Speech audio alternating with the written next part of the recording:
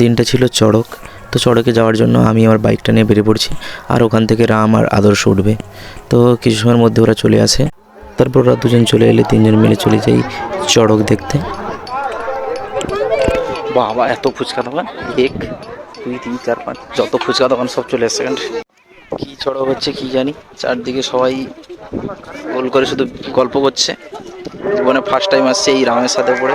রাম এখানে, আদর্শ, আর এই হচ্ছে আমি। তো চারিদিকটা দেখো শুধু কতজন এসছে। আমি তো এই প্রথমবার এসছি, আমার এক্সপিরিয়েন্সটা নতুন, আমার জানা নেই কীভাবে কি হয়। তো এখানে দেখতে পাচ্ছি অনেক মানুষজনই এসেছে। তো তারপরে একটু সময় পরে চড়কে যারা ওই খুঁটি দেওয়া আছে ওখানে উঠবে, ওখান থেকে ঝাঁপ দেবে। তো তারা তারপর চলে আসে ওখানে একটু সময়ের মধ্যে। তারপরে ওখানে উঠে দেখতে পাচ্ছ প্রথমে বাতাসা লুট হয়, দেখতে পাচ্ছ খুঁটিতে উঠে গেছে, এই ঝাঁপ দিল। তো এটাকে আমাদের এখানে বলে ফণিক ঝাঁপ, তোমাদের এলাকায় কি বলে তোমরা জানিও। আর তারপরে দেখো এই দেখতে পাচ্ছ বিভিন্ন ফল ছড়ছে, আম ছড়ছে, বিভিন্ন কুল।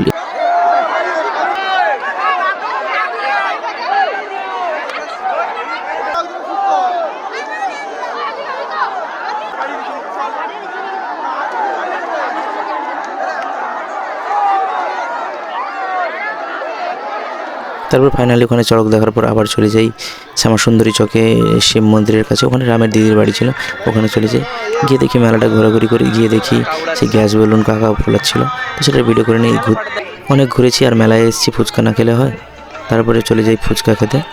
তো এখানে এই ফুচকা দোকানেই একমাত্র সবার হাটে বাটি ধরে দিতে পারে, দেখতে পাচ্ছ আমরাও ধরে দাঁড়িয়েছি। তারপরে ফাইনালি ফুচকা খেয়ে নিয়ে দিদির বাড়িতে চলে যাই। তো ওখান থেকে হালকা করে টিফিন করে নিই।